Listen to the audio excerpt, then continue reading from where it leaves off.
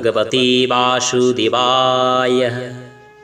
सप्तदश अध्याय श्रद्धात्रयो विभागयोग। अर्जुन उवाच ये शास्त्रविधिमुत्सृज्य अयन्ते श्रद्धयान्विताः तेषां निष्ठा तु का कृष्ण सत्त्वमाहुरजस्तमः।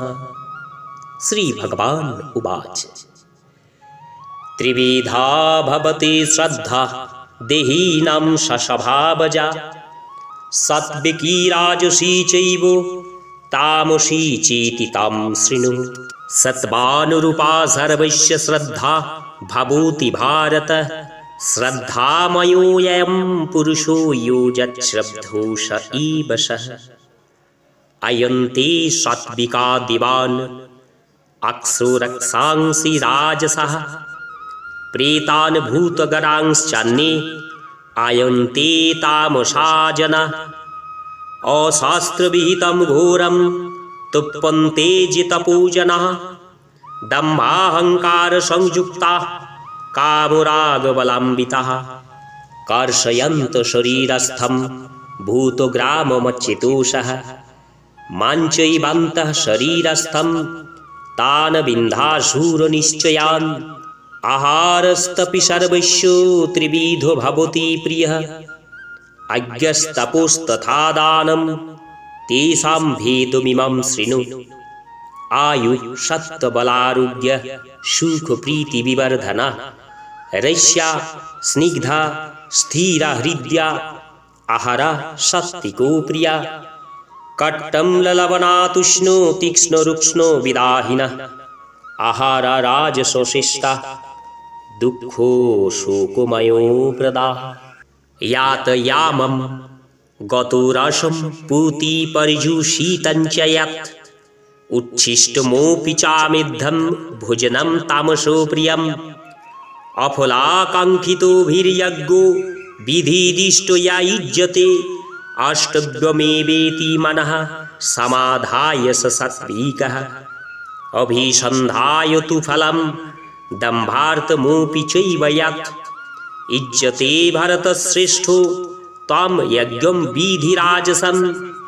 विधिहीनमसृष्टानं मन्त्रहीनमदक्षिणं श्रद्धाविरोहितं यज्ञं तामसं परिचक्षते।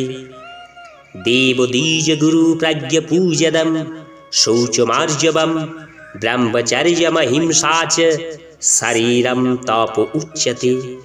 अनुद्वेगकरं वाक्यं सत्यं प्रियोहितं च यत् स्वाध्यायाभ्यासनं चैव वाङ्मयं तप उच्यते। मनः प्रसादः सौमत्तं मौनमात्मविनिग्रह भावसंशुद्धिरित्येतत् तपोमानसमुच्यते। श्रद्धया परया तप्तं तपस्तत्त्रिविधं नरै अफलाकाङ्क्षितोभिर्युक्तै सात्विकं परिचक्षते। सत्कारमानपूजार्थं तपोदम्भेन चैव यत् क्रियते तदिह प्रोक्तं राजसं चलमध्रुवं। मूढग्रहेणात्मानो यत् पीडया क्रियते तपः परस्योत्सादनार्थं वा तत्तामसमुदाहृतं। दातव्यमिति यद्वानं दीयतेऽनुपकारिणे देशे काले च पात्रे च तदानं तत्सात्विकं स्मृतं। यत् तु प्रत्युपकारार्थं फलमुद्दिश्य वा पुनः दीयते च परिक्लिष्टं तद्दानं राजसं स्मृतम्। अदेशकाले यद्दानमपात्रेभ्यश्च दीयते असोत्कृतमवैज्ञातं तत्तामसमुदाहृतम्। ॐ तत्सदिति निर्देशो ब्राह्मणस्त्रिविधा स्मृता। ब्राह्मणास्तेन वेदाश्च यज्ञाश्च विहिता पुरा। तस्मादमित्युदाहृत यज्ञदानतपोक्रिया प्रवर्तन्ते विधानोक्ता सततं ब्रह्मवादिनं। तदितो नभिसन्धाय फलम् यज्ञतपोक्रिया दानक्रियाश्च विविधा क्रियन्ते मोक्षकाङ्क्षिभिः। सद्भावे साधुभावे च सदिते तत्प्रयुज्यते।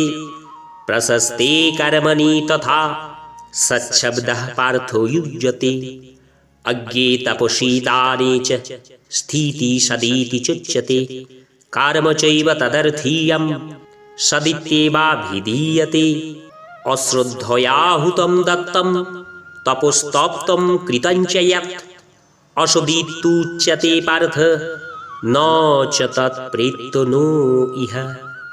ॐ तत्सत् ॐ तत्सत् ॐ तत्सत्। ॐ नमः भगवते वासुदेवाय।